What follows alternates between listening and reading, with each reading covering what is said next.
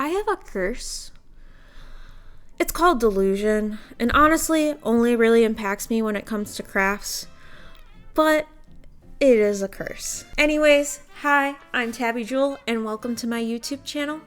Today, we will be trying a new craft. Well, not necessarily a new craft, more of a new technique within my favorite craft, crochet. This technique is filet crochet, which I know sounds fancy, and if you don't know what filet crochet is, it's basically where you use double crochets or triple crochets and chains to make squares. These squares you either fill or you leave empty in order to create a contrast, which will then create a picture. Similar to tapestry, you do use a graph to map out where to fill squares versus leave them empty. But unlike tapestry, you don't get the bonus of having the contrast of the colors to really make that image pop. You have to utilize your tension and your hook size and the type of material that you're using in order to make sure that the pattern does pop out. I've seen people make wall art, clothing, tablecloths, lampshades, a whole bunch of things with filet crochet, but today I'm going to keep it simple and just go with wall art. Now, this is where my curse really kicks in.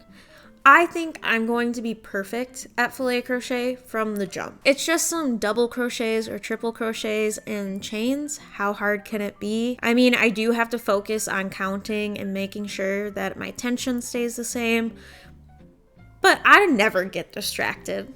Never.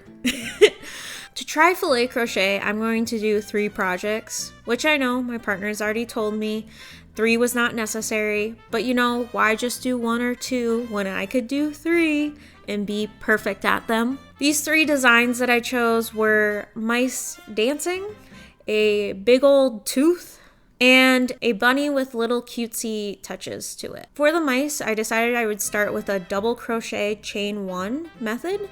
There is 2 other methods. The first one being double crochet chain 2, which in my personal opinion, I don't really like. I think it spreads out the piece too much and make it cohesive with the designs I was making. So I didn't want to use that one. And then for the next one, which is triple crochet chain 2, I thought that would be really big for this piece, and I wanted to get a grasp on how filet crochet worked before I made this big piece that might not look proper because of my tension or whatever the case may be. With my double crochet chain 1, I used a crochet thread and a 1mm hook in order to create this project, and it was going really smoothly. Like, honestly, I was doing great. I was flowing with it. I was probably like a day and a half in, and I just felt really good about how this project was flowing until I was properly counting and realized that I had made a mistake.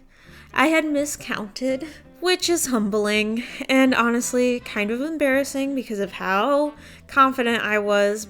But, you know, we move forward. With every project, I usually end up frogging at some point, whether it's a row or the whole project. I'm a perfectionist, so it's just part of my process. I had to frog 10 rows and was restarting at the halfway point of the progress I had made. At the end of the project, it was a perfect square, and I knew it needed a little extra touch, so I added a scallop border around the edge.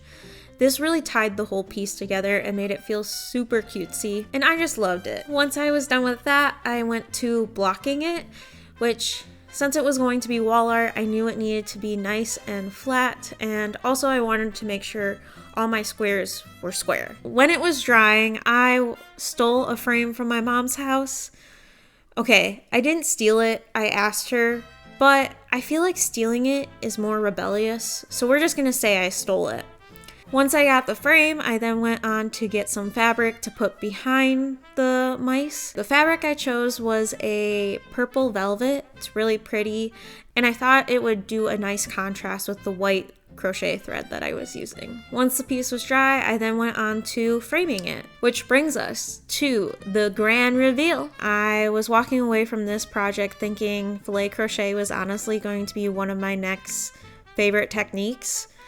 I was really excited to start the next piece and rolled into it very quickly. So let's get to the next piece. the big old tooth. This one I tried to do a triple crochet chain 2. I did the first 2 rows, I think, and it was going to be a huge tooth. And as much as I was saying I was going to have a big old tooth, I did not want it that big. So I frogged that and went back to double crochet chain 1, which I'm really happy with how it turned out. For this one, I decided I would try an even smaller hook than the last one. So I used a 0.5 millimeter hook with the same crochet thread that I was using before. I have a bunch of this crochet thread because I bought some for my wedding to make doilies and kind of miscalculated how much I needed, but it kind of works out. Past me was looking out for future me so that I could create this video, and I'm really excited that I had the supplies to quickly do this project. I thought the tooth was really spooky and cute and right up my alley. I also had some counting issues with the tooth, but not nearly as bad as the mice. So I'm taking that as a win, and we're not going to cover it too much. But once I was done, I decided to add a thick border to the edge of the tooth. I felt like this made the tooth pop even more in the design. Then I went on to blocking it. And for this piece, I have not framed it yet. I'm still deciding how I want to frame it. I think I want to do something that's a bit more edgy, a bit more artsy, so I need to figure out what that looks like, and I'll be sure to share it on my Instagram once it's done, whenever that will be. But overall, really happy with how the tooth came out too. I think it will be a great piece to have when it's finally done. Now on to my last project, which was a bunny. And originally the bunny had stars surrounding it. I decided I didn't want that. I wanted something more cutesy. I decided I wanted to add flowers and a nice little oval ring around the bunny. This is what I was thinking when I wanted to make a bunny. I was way more excited with the design changes that I made. For this project, I decided to change my hook yet again to a 0.75 millimeter hook.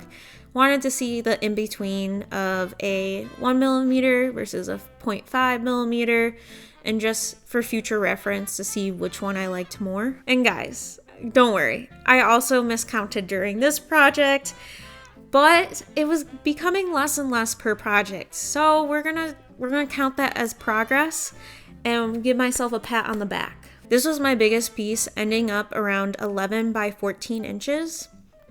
Which is perfect for a frame, I might add, but definitely took a lot more time than the first 2 pieces. This one I decided to use the same fabric as I used for the mice as a backdrop and add it to the frame, which leads us to the grand reveal. This one was so cute. I'm so happy that I added the flowers and the border. I just think it adds a very cute feeling to it, and I'm really happy with how it turned out.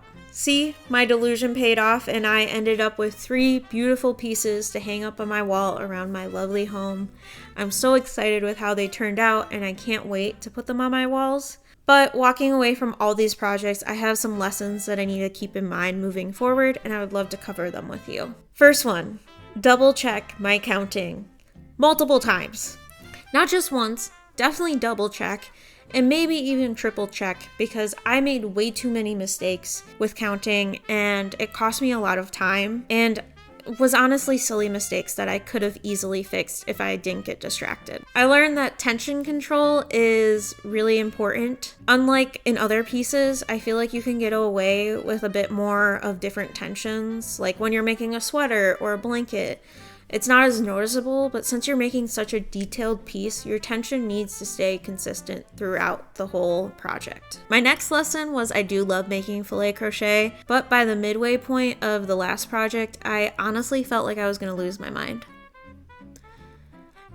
Anyways, my last lesson was it was honestly a lot easier than I thought it was going to be. I know I was very confident at the beginning, but for my counting errors, there wasn't too many, and I was pretty proud of myself that I didn't keep making errors once I made one. Plus, I enjoyed it way more than I thought I would. I kind of thought I'd get bored of it really quickly, but I love how the pieces turned out and really happy with the whole process. So that is it for filet crochet. This video took me about a week and a half to film. I spent most of my nights after my day job working on these, And it definitely took some time, but I'm so happy to be done with them and that I do not have to do filet crochet for a little bit.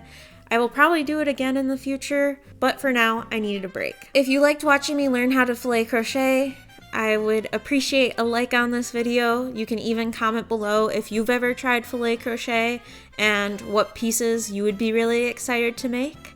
Otherwise, if you want to join my crafting journey, you can hit that subscribe button and might as well hit that notification bell while at it, so then you know when my next video comes out. I will see you guys next time.